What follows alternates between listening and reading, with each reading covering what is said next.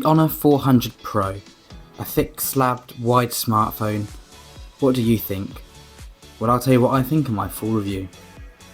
If you enjoy the video, like, comment and subscribe.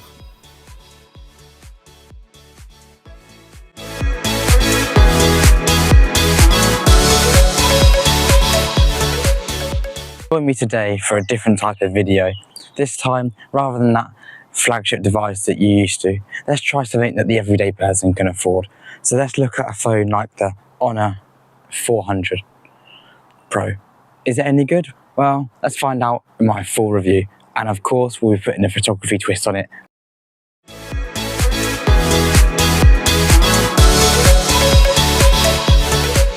How is the device? Well, first of all, the design. The look and feel of this phone isn't as good as some other rivals at the same price point, costing around £500 without any discounts here in the UK. There's much more exciting options, such as the Nothing Phone 3A Pro. Confusing name, seems to be a really good phone. I'd love to get my hands on one.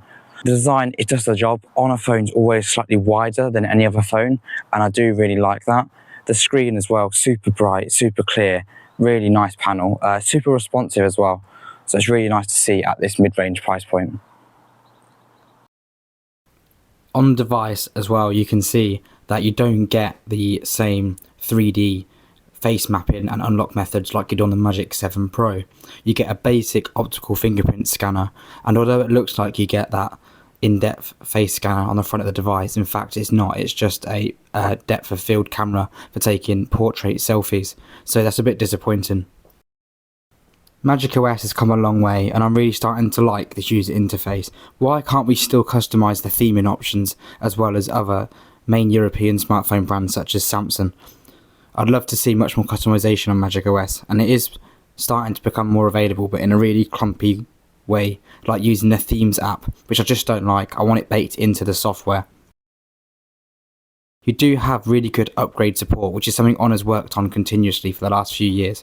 So we now get 6 years of major security and platform updates, so Magic OS updates, not necessarily Android updates. So let's talk about these cameras. Well, I'll show you some samples. The camera app itself is pretty much the same as on the Honor 7 Pro. However, actually you get a few more options here. You get a few more in portrait mode. You actually get some film simulation styles. Basically what's just been announced on the Honor V5 foldable smartphone. So I know not a fair comparison, but I'm just comparing this to the Xiaomi 15 Ultra, just so you can see how these photos turn out. So overall, actually not a bad performance in daytime conditions if you don't push the zoom camera too far. So it's the 3x telephoto on both phones here. However, you can see the Xiaomi just has such a nice look to it compared to the Honor. The Honor looks more processed, but also with more noise and less detail.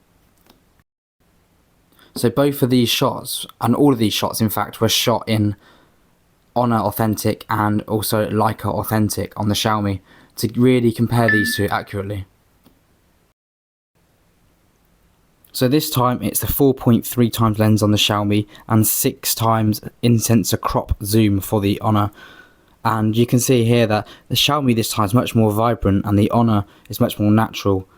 Also maybe better background blur on the Xiaomi, no aberrations around the outside of the leaves, and the bokeh is slightly nicer on the Xiaomi. However, the Honor does a nice job here and it's a perfectly usable shot.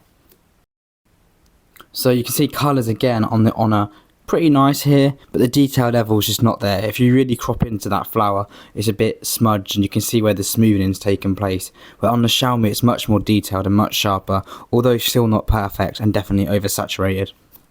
So let's take a look at some of these photos from the Honor. So here I just don't like the colour science of Honor phones, unfortunately. The sky wasn't that shade of blue, and also there's definitely different combinations of green in the leaves. However, the Honor hasn't really picked it up in the way that I would like it. It also tends to over sharpen a lot of the details, and sometimes that can cause a really sort of fake looking photo that doesn't look realistic. Also, overexposure is common on the Honor phones, and it's also apparent here on the Honor 400. You can see that the areas are just slightly too bright, so if you manually dial back the exposure slightly you can get better results. Trying to use a focus point here of the further leaves and using the leaves in the on the side as more of a blurred effect, you can get a nice result. But again, it just doesn't have that same look as something like the Xiaomi devices. Now you can see in this shot that it's really dialed up the contrast. It is quite a hard shot for a smartphone, but I did that on purpose so you can really see what this camera can do. And to be honest, most of my shots I do use the telephoto camera for, because I just like the perspective it gives you. So on a smartphone, it's a really important aspect for me. So in daytime conditions, I'm actually satisfied with the telephoto's performance. As long as you don't go past that 6x zoom level, you can get results that are definitely usable, although not groundbreaking. And it's going to be perfectly suitable for those everyday pictures or those trips you do at the weekends. I haven't included many nighttime shots in this video because, to be completely honest, from every camera, it's just not a nighttime phone.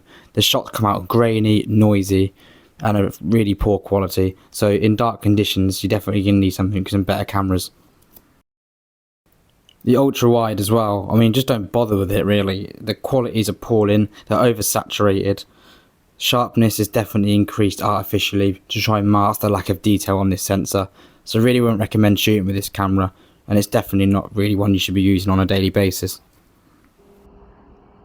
So this is 4K 30 frames per second video footage here. You can see slightly jittery, and it does stutter quite a lot.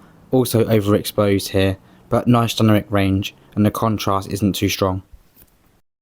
So also on the device, you've probably heard about this from other reviewers, and you've probably seen a lot of samples by now, but you can turn still images into videos.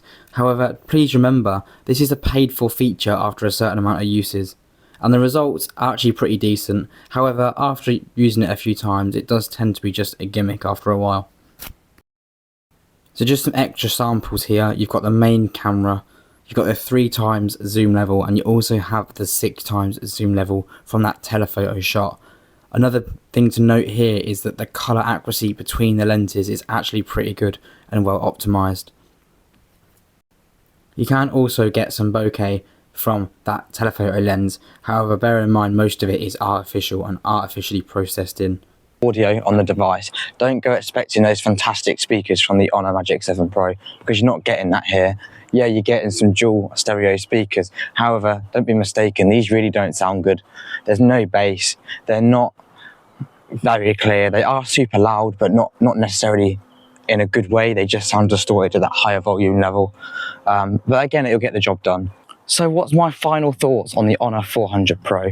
Well, it's a device that offers so much in terms of actual core specifications, a really decent chipset, great performance, really smooth UI, some nice customization coming into Magic OS, fantastic charging speed. It charges really, really quickly, as long as you use an adapter that's sold separately. It doesn't come in the box.